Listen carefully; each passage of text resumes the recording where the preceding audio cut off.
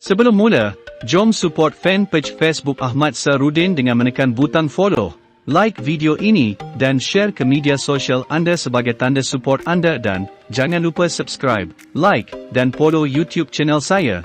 Let's start the video. Buku-buku bukan fiksyen yang mendedahkan Illuminati telah diterbitkan sejak sekurang-kurangnya akhir 1700-an apabila Illuminati Bavaria terdedah selepas beberapa tulisan kumpulan telah dirampas oleh pihak berkuasa. Sejak itu, pelbagai penulis telah menerbitkan buku, kedua-duanya mendedahkan Illuminati dan organisasi subsidiari mereka, serta menulis buku yang disasarkan untuk elitis dan osikutis untuk menyebarkan ajaran syaitan dan gaib bersama-sama dengan aspirasi politik dan kewangan persaudaraan rahsia. Buku-buku terdiri daripada memberi tumpuan khusus kepada Illuminati asal, untuk mendedahkan Skull dan Bone, Bohemian Grove, Riza Persekutuan, Kumpulan Bilderberg, dan banyak lagi. Tajuk dan perihalan beberapa buku yang paling boleh dipercayai dan terkenal untuk berbuat demikian adalah untuk mengikuti, serta beberapa maklumat yang penulis telah ditemui. Turut disertakan ialah buku-buku oleh ahli gaib yang ingin menyebarkan falsafah dan rancangan Illuminatis secara terbuka. Buku pertama, De Nouvelle Order. Pada tahun 1991, Pat Robertson menerbitkan sebuah buku bertajuk The Nouvelle Order yang sangat tepat mengenai rancangan Illuminatis untuk kerajaan global dan perbudakan fizikal, kewangan, dan rohani umat manusia. Sekarang, tentu saja, Pat Robertson tidak duduk di komputer dan menaik buku itu sendiri. Dia jelas mempunyai penulis hantu yang membantu melakukan kerja untuknya, yang biasa di kalangan selebriti dan ahli politik yang menerbitkan buku. Perkara yang paling menarik mengenai buku ini ialah ia menyebut Illuminati dengan nama dan memberikan beberapa butiran mengenai matlamat dan pencapaian mereka. Dianggap sebagai cuti tahunan utama bagi komunis, seorang profesor Bavaria bernama Adam Weishaupt melancarkan sebuah masyarakat rahsia kecil yang dipanggil Order of the Illuminati. Matlamat Weishaupt adalah untuk menubuhkan Nouvelle Order berdasarkan penggulingan kerajaan sivil, keagamaan dunia, dan harta persendirian dan ketinggian kepada kepimpinan dunia sekumpulan mahir yang dipilih sendiri atau yang diterangi. Pada tahun 1782 Weishaupt berjaya dalam konvensyen antarabangsa Freemasonry yang diadakan di Wilhelmsbad, Jerman dengan penyusupan yang dirancangnya terhadap perintah masonik benua dan penciptaan apa yang disebutnya Freemasonry bercahaya. Oleh itu, sesiapa yang melakukan penulisan hantu untuk buku ini termasuk beberapa maklumat fakta, tetapi tidak jelas mengenai Illuminati. Ini sangat jarang berlaku, jika tidak pernah didengar, untuk pengarang Kristian arus perdana, terutama yang terkenal sebagai Pat Robertson.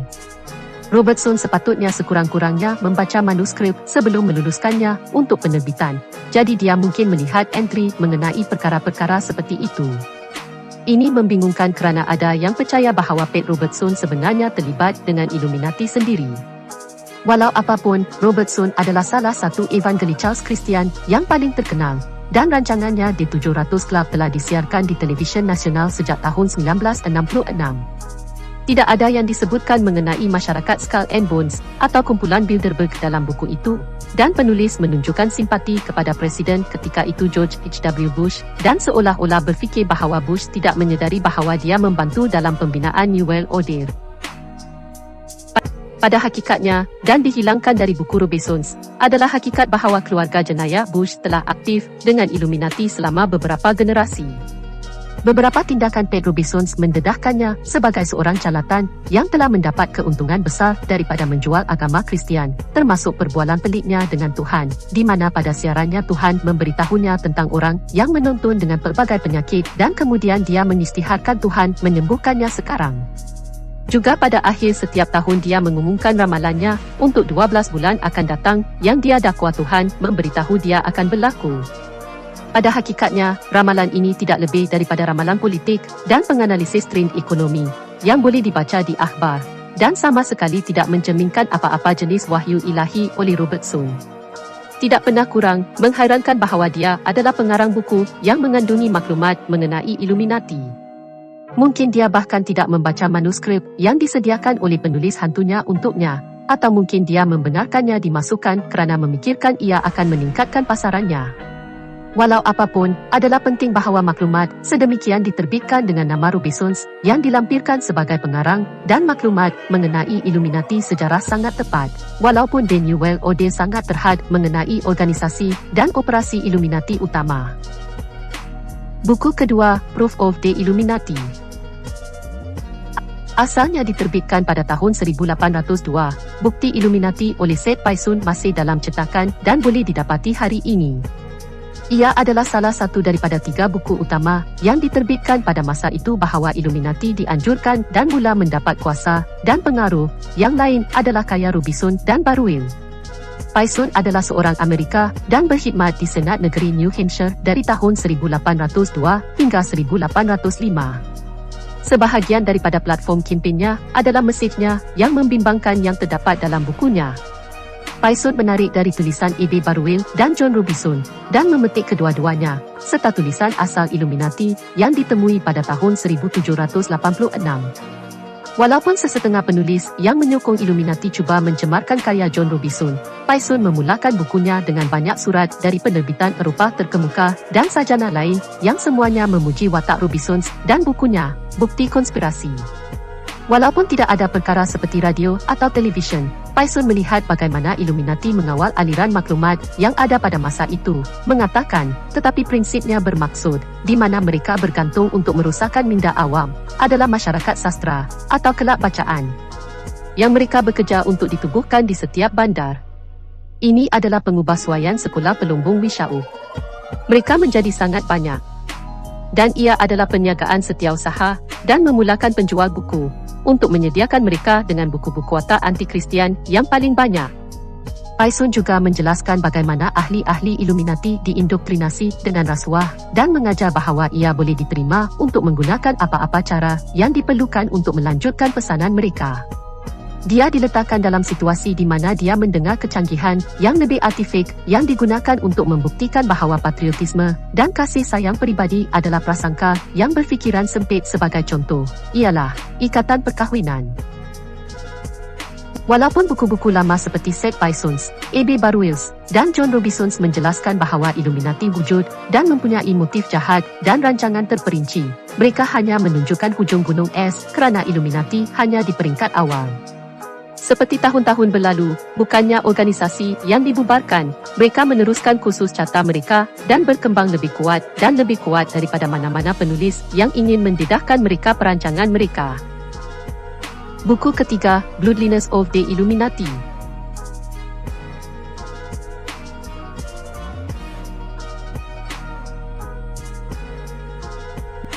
Bloodliness of the Illuminati adalah buku lebih daripada 600 halaman yang pertama kali diterbitkan pada tahun 1999 oleh Fritz Springmeier. Buku ini merupakan analisis sejarah 13 keluarga yang dipercayai terlibat dengan Illuminati. 13 pertumpahan darah itu ialah Astor, Bundy, Collins, DuPont, Freeman, Kennedy, Lee, Onassis, Rockefeller, Rothschild, Russell, Van Doon dan garis darah Merovingian. Edisi yang disemak semula telah dikeluarkan pada tahun 2002, tetapi Bloodliness of the Illuminati kini tidak dicetak. Salinan terpakai masih boleh didapati daripada penjual buku dalam talian. Dalam pengenalan penulis menerangkan, matlamat buku ini adalah untuk membentangkan fakta sejarah mengenai garis darah elit ini. Adalah tanggungjawab pembaca dan prerogatif untuk memutuskan apa yang dia mahu lakukan dengan maklumat menarik ini. Tidak syak lagi bahawa maklumat ini mempunyai implikasi yang meluas. Sebagai contoh, apabila seseorang memahami garis darah ini, peperangan antara raja-raja tidak lagi muncul sebagai peperangan antara puak elit, tetapi sering boleh diiktiraf sebagai peperangan yang dicipta untuk mengawal masa kedua-dua belah pihak oleh Tuan Machiavellian tamak mereka. Illuminati sendiri memutuskan untuk meningkatkan 13 garis darah. Nombor 13 sangat penting secara ajaib, dan 13 puak gaib ini mengejek 13 suku Israel mengingati suku K13. Suku Joseph dibahagikan kepada Efraim Manasseh. Ini tidak bermakna bahawa hanya 13 garis darah Illuminati yang kuat. Terdapat keluarga lain yang telah meningkat menjadi terkenal. Selanjutnya, di seluruh dunia terdapat keluarga lain kuasa oligarki besar yang telah bersekutu dengan Illuminati dalam alam politik dan ekonomi tanpa perlu berkahwin dengan Illuminati. Springmeier adalah penceramah yang kerap mengenai perkara ini. dan salah satu ceramahnya yang paling terkenal adalah ceramah selama 2,5 jam bertajuk Top 13 Illuminati Bloodliness yang diberikan di Kementerian Profesi Club dan boleh ditonton di Google Video dan laman video dalam talian yang lain. Walaupun kebanyakan penulis mendakwa bersumber, sesetengah penonton terganggu dengan apa yang dianggap sebagai dakwaan yang tidak berasas bahawa Illuminati telah membina dan menyelenggara stesen angkasa di Marikh. Walaupun tiada apa-apa dalam bukunya yang disebut mengenai perkara ini, dia menyebutnya dalam kuliah video. Ramai rasa kenyataan tunggal ini memberi bayangan keraguan pada badan kerja Spring Mears. Orang lain dapat mengabaikan pernyataan ini dan memberi tumpuan kepada maklumat yang boleh didokumenkan dan dapat disahkan yang disusun dalam buku Spring Mears. Satu lagi tamparan kepada Spring Mears akan datang pada bulan Mac 2001 apabila dia ditangkap kerana didakwa menanam ganja dan kemudian terlibat dalam rompakan bank. Maklumat mengenai kejadian ini bercanggah dan apa yang sebenarnya berlaku dan mengapa masih menjadi topik perdebatan. Sebuah akhbar di Oregon, The Oregonian, melaporkan bahawa pada 9 Februari 2001, ejen menyerbu rumahnya dan merampas apa yang mereka panggil senjata gaya tentera dan didakwa 50 tumbuhan ganja. Polis kemudiannya mengakui bahawa senjata itu bukan senjata haram. Artikel itu menyatakan bahawa pihak berkuasa juga didakwa merampas sejumlah kecil amonium nitrat dan minyak bahan api yang mereka katakan boleh dijadikan bahan letupan. Terdapat beberapa kekeliruan mengenai artikel ini dan dipercayai bahawa The Oregonian mendapat fakta mereka salah dan bahawa ganja itu ditemui di kediaman Tony Huntington yang kemudiannya mendakwa bahawa Fritz terlibat dengan rompakan ban Huntington dan rakan serumahnya, Forrest E. Bateman Jr. telah didakwa dilakukan. Pada tahun 2003 Spring Mears dijatuhi hukuman penjara 9 tahun kerana didakwa terlibat dalam rompakan bersenjata sebuah ban yang telah berlaku di Portland, Oregon tahun sebelumnya pada tahun 1997.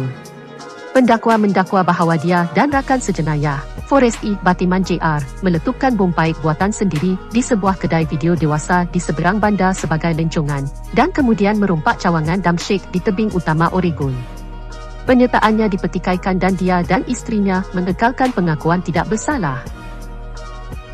Mereka mengatakan apa yang berlaku adalah bahawa Huntington dan Bateman sebenarnya telah melakukan rompakan itu dan telah berkenalan dengan Fritz kerana mereka tinggal di kawasan yang sama dan telah membaca bukunya Bloodliness of the Illuminati kadang-kadang sebelum ini dan telah meminta Fritz keluar untuk bercakap tentang isu-isu tersebut. Didakwa tidak diketahui oleh Fritz, Huntington dan Bateman menghadapi hukuman penjara yang panjang kerana melakukan rompakan yang dipersoalkan dan telah membuat perjanjian dengan pendakwa bahawa jika mereka memberitahu mereka tentang jenayah lain yang mereka tahu atau berkaitan, bahawa mereka akan mengurangkan hukuman mereka. Oleh kerana lelaki ini tahu bahawa Fritz telah menulis secara meluas mengenai mendakwa bahawa Fritz terlibat dengan rompakan itu. Pendakwa raya kemudian melukis Fritz sebagai kacang anti kerajaan sayap kanan kerana tulisan dan ceramahnya. Fritz telah melakukan wawancara radio sejurus sebelum hukumannya dan masih mengekalkan dia telah disalah anggap sebagai salah oleh Huntington dan Bateman. Selepas dijatuhi hukuman, Fritz memberitahu hakim dan bilik mahkamah, "I am innocent. Saya tidak sabar untuk menemui manfaat ilahi dari ayat yang anda berikan kepada saya. Jika kerajaan cuba merusakkan hidup saya, mereka perlu berusaha lebih keras." Beberapa bulan kemudian isterinya Patricia bercakap dengan hos radio Alex Jones dan menegaskan bahawa Fritz digunakan sebagai kambing hitam untuk pelaku sebenar untuk mendapatkan hukuman yang dikurangkan dan tiada ganja ditemui di harta Spring Mears.